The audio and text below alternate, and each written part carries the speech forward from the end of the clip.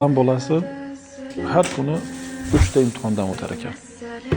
Birinchisi, har kuni umri qisqarib borar ekan.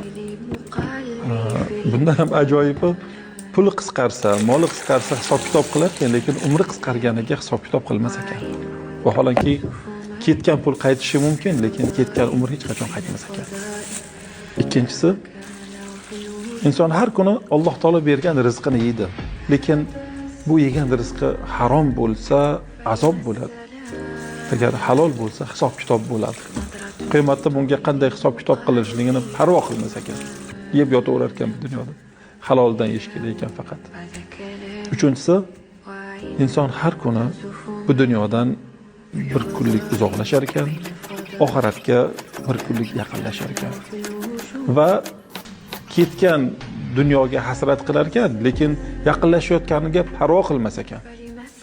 Vaholanki yaqinlashib bir kuni bitib o'lgandan keyin rohatda bo'ladimi, azobda bo'ladimi, buni ham parvo qilmas ekan. Payg'ambar sollallohu alayhi vasallam shunga duo qilganlardir. Ey Alloh, bizni g'am tashvishimizni faqatgina dunyo qilib qo'ymagin deganlar.